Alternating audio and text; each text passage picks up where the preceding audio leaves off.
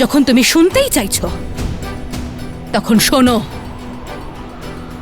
আমার প্রথম বর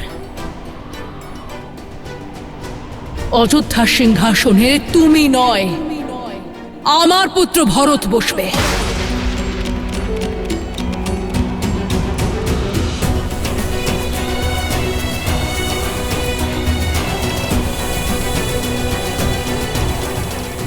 ব্যাস, শুধু এটুকুই মা? এই জন্য তুমি তোমার বরদান ব্যর্থ করে দিলে? তুমি একবার আমাকে বলতে পারতে মা, তোমার বর চাওয়ার কোনো প্রয়োজনই পড়তো না।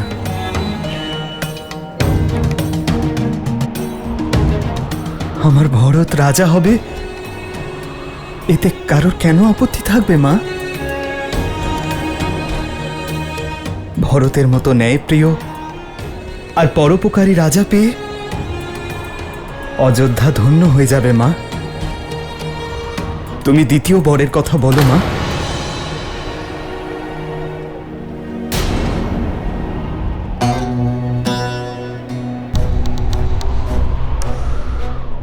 আমার দ্বিতীয় বর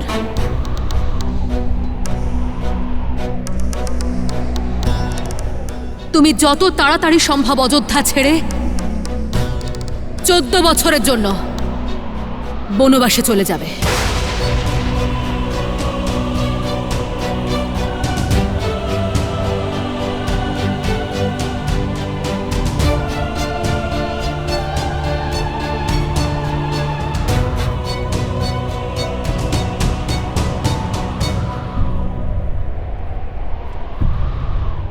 স্বীকার করে নিলাম মা।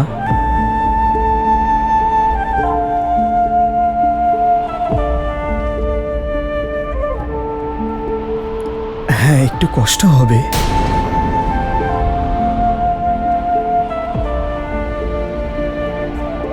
আমার বৃদ্ধ পিতাকে আর স্নেহময়ী 3 মাকে এই অবস্থায় ছেড়ে দূরে যেতে হবে। একটু কষ্ট হবে মা, কিন্তু কষ্টের থেকে অধিক আনন্দ হবে। এই বনবাসকালে আমি আমার দেশ আর প্রজাদের ভালো করে বোঝার সুযোগ পাব, সাধুদের থেকে শেখার, সাধুদের সেবা করার, আর তাদের থেকে সঠিক জ্ঞান লাভ করার সুযোগ পাব।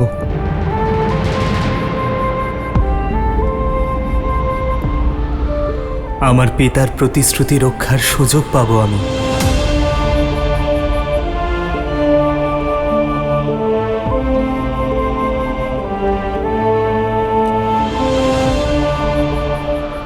মায়ের ইচ্ছে পূর্ণ করার সন্তোষ পাব।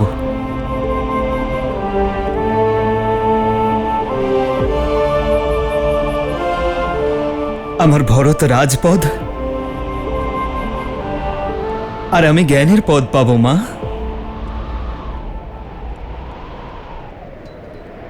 মা, এই বর চেয়ে তুমি এই রামের ঝুলিতে আনন্দ ভরে দিয়েছ মা।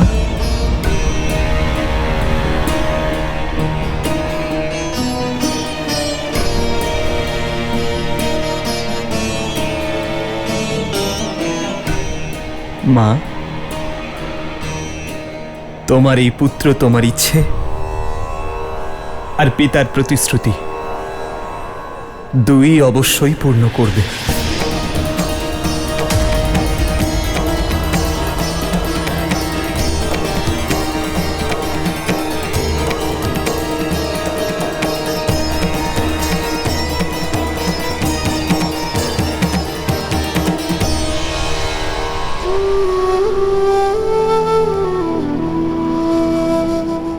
পিতা, এটুকুর জন্য এত কষ্ট পাচ্ছেন আপনি? বিশ্বাস ছিল না আপনার রামের ওপর?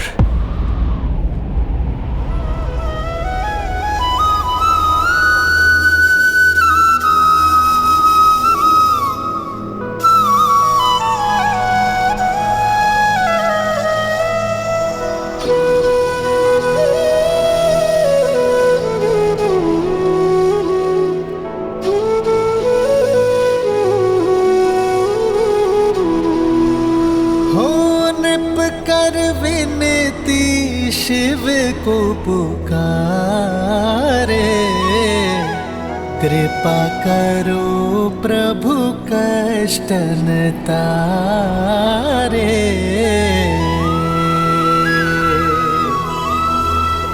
आशुतोष तुम जग पालनहारी, दीन दुखी मैं अवध बिहारी।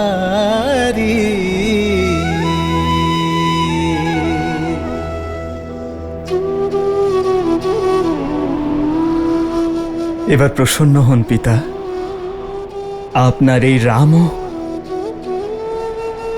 মহারাজা হরিশ্চন্দ্র এবং ভগীরথের পথে চলার সুযোগ পেয়েছে। আমি ধর্মযাত্রা আরম্ভ করতে চলেছি পিতা, আপনার চোখের এই জল দিয়ে নয়। মুখমণ্ডলে গর্বের হাসি নিয়ে আমাকে অনুমতি দিন পিতা।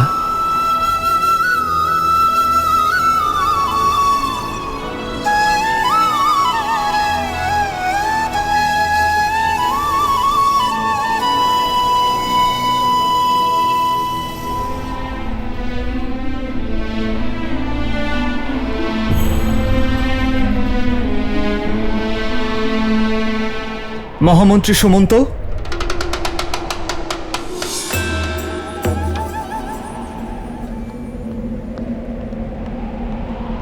বলুন কুমার।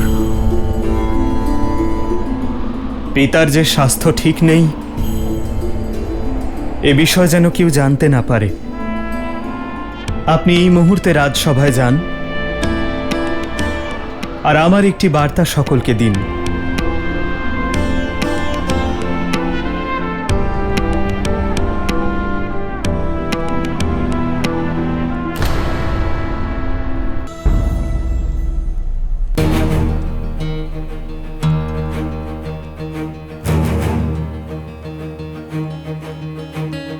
মহারাজ এখনো এলেন না?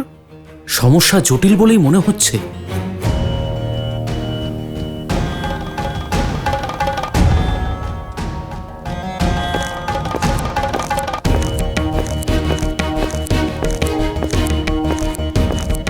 রাম আসছে বোধহয়।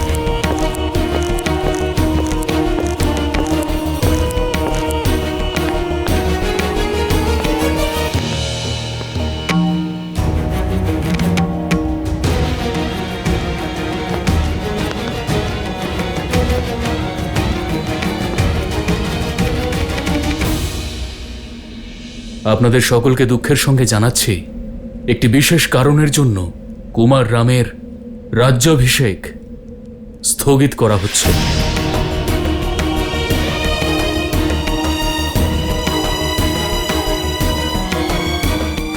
হঠাৎ এমন কি হলো?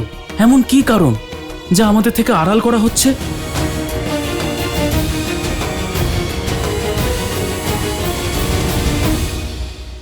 মহারাজ দশরথ আর কুমার রামের সবিনয় অনুরোধ নিজের প্রজাদের কাছে যে আপনারা নিজেদের গৃহের উদ্দেশ্যে প্রস্থান করুন। সঠিক সময়ে আপনাদের পুনরায় জানানো হবে।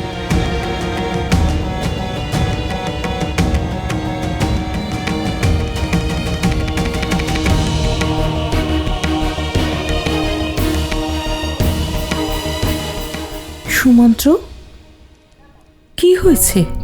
সব ঠিক আছে তো? মহারাজ রামকে কেন ডেকেছেন? কি ঘটেছে ওখানে? আপনি মৌন কেন? সত্য বলুন সুমন্ত্র। কুমার রাম মহারাজের সঙ্গেই আছেন। উনি আপনাদের দুশ্চিন্তা করতে বারণ করেছেন। আমি স্বয়ং ওনার কাছে যাব। হ্যাঁ মা, চলুন। দাঁড়ান।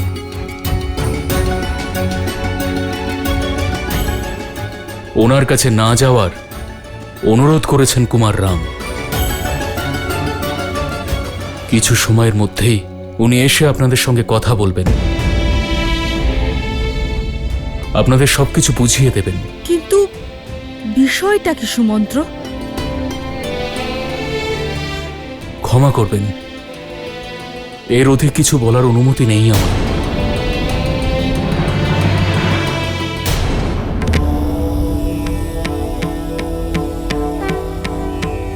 কি ভাবছেন দেবী? এটাই মহাদেব, এই জীবন কেন এমন? মনুষ্য যখন সুখ আর আনন্দের শীর্ষে থাকে, তখন দুঃখ আর সংকটের সম্মুখীন কেন হয়? জীবন বলেই এমনটা হয় দেবী।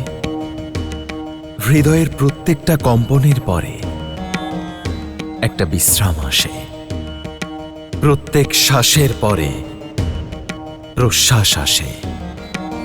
আর কোনোভাবে যদি সে সেই পর্বত পেরোতে পারে, যদি মানুষের জীবনে কোনো বিপদ আসে, তাহলে সেই সঙ্গে দুটো সুযোগও প্রদান করে। হেরে যাও,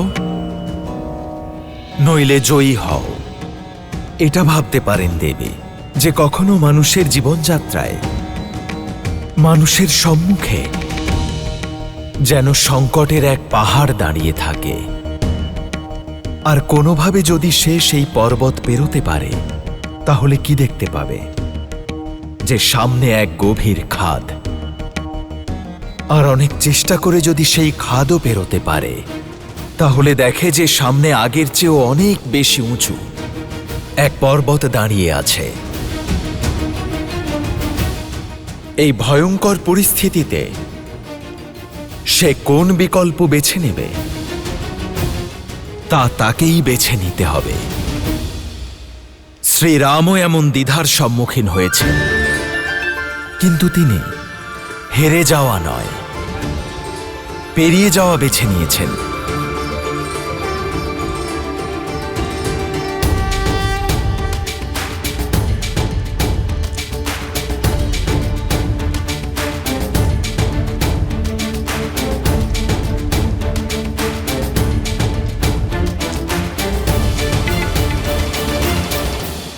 না জানি কার কুনজর পড়েছে।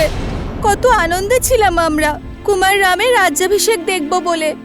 কুনজর তো পড়েছে, কিন্তু কেটেও যাবে। দেখবে শীঘ্রই কুমার রাম অযোধ্যার মুকুট পরবেন।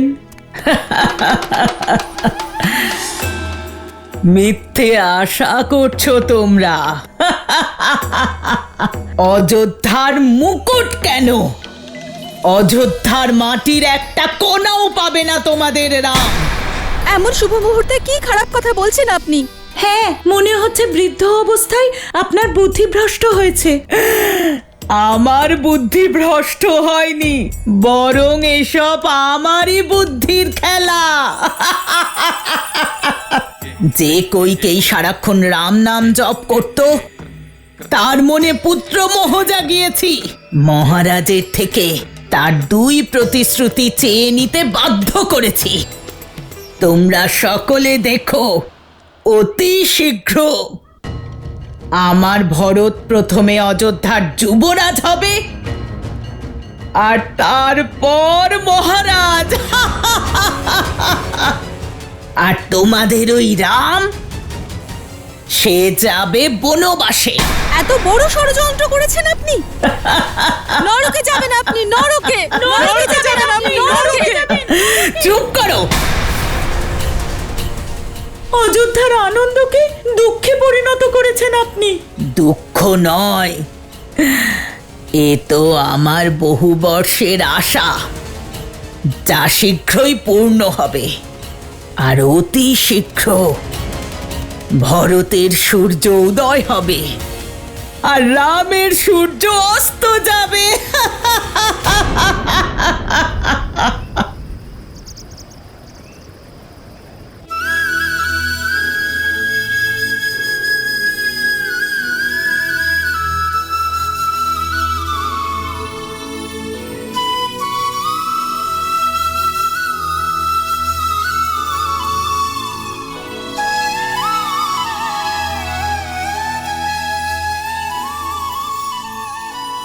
মা,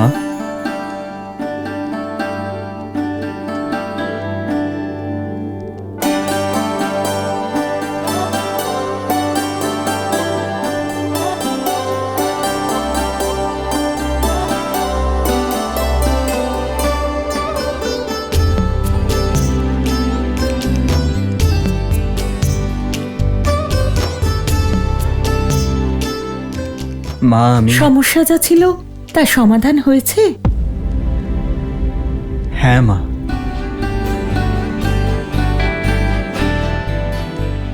রঘুবংশের সম্মানে আসা বিঘ্ন কেটে গেছে। যুবরাজ অভিষেক হবে, তোমার পুত্রেরই হবে মা। কিন্তু আমার নয়।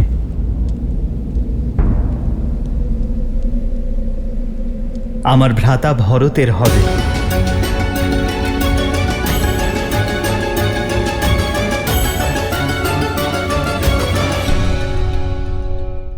অযোধ্যার রাজ সিংহাসনের থেকে অনেক বড় বরদান পেয়েছি আমি। মা কৈকেয়ীর ইচ্ছে পূরণ করতে পারার বরদান, রঘুকুলের মর্যাদা রক্ষার বরদান, পিতামহ হরিশ্চন্দ্রের পথে চলার বরদান, আর কি সেই বরদান আর্য? 14 বছরের বনবাস।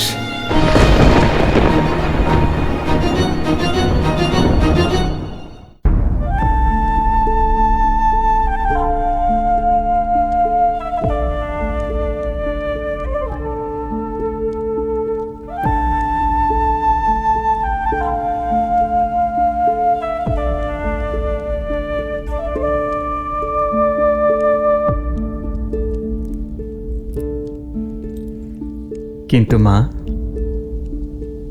অযোধ্যার রাজ সিংহাসনের থেকেও বড় বরদান পেয়েছি আমি।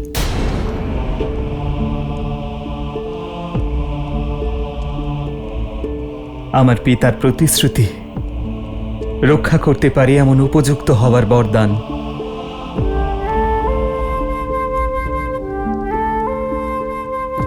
মা কৈকেয়ীর ইচ্ছে পূর্ণ করতে পারার বরদান, রঘুকুলের মর্যাদা রক্ষার বরদান, পিতামহ হরিশ্চন্দ্রের পথে চলতে পারার বরদান, আর সব থেকে বড় কথা মা, সাধুদের সেবা করার বরদান, তাদের থেকে সঠিক জ্ঞান অর্জন করার বরদান। আর কি সেই বরদান আর্য?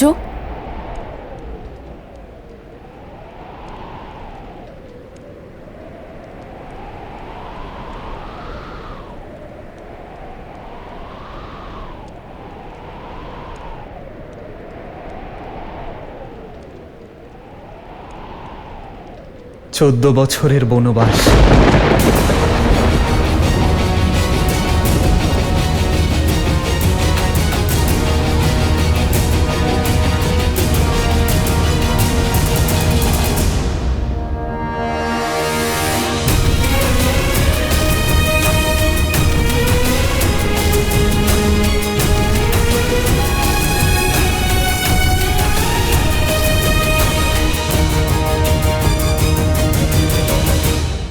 বরদান তো পেয়ে গেছো রাম, আর কি চাও আমার কাছে? এমন কিছু চেও না যা তোমায় দিতে পারবো না। আমি তাই চাইতেই এসেছি, অনুমতি। আমার স্বামী যেখানে থাকবেন আমি সেখানেই থাকব, তার সে প্রাসাদ হোক বা বনবাস। একজন মা হয়ে কৈকেয়ী তার পুত্র ভরতের কথা ভেবেছে, ঠিকই করেছে।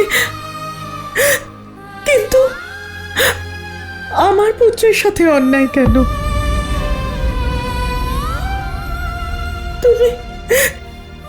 তুমি তো ওকে মা বলে ডাকতে রাম। আমার থেকেও অধিক ভালোবাসতে তুমি ওকে। সর্বদা সর্বদা আমার আগে তুমি ওর আশীর্বাদ নিয়েছো, আর ও তোমায় এই অভিশাপ দিল। ইতিহাস কখনো ক্ষমা করবে না ওকে, না আমি ওকে ক্ষমা করব। আমি নারায়ণের কাছে প্রার্থনা করব যে না,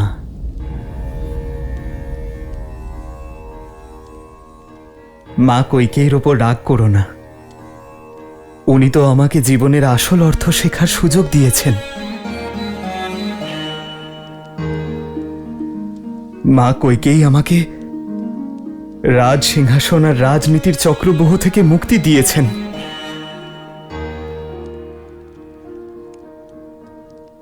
আমার ভরত, আমার প্রিয় ভরত এখন রাজা হবে। আমার সব দায়িত্ব, রাজমুকুটের ভার এবার ভরত সামলাবে মা।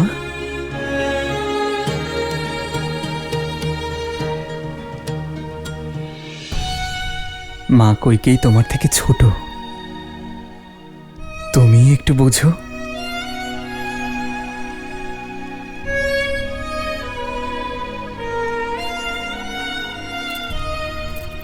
সব বরদান তো পেয়ে গেছো রাম, কি চাও আমার কাছে? এমন কিছু চাইবে না যা আমি তোমায় দিতে পারবো না।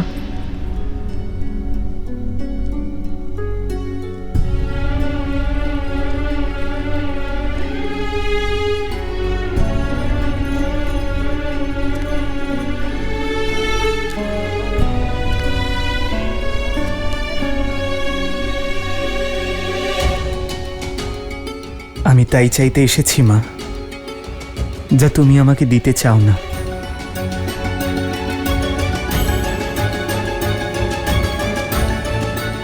অনুমতি, বনে যাওয়ার।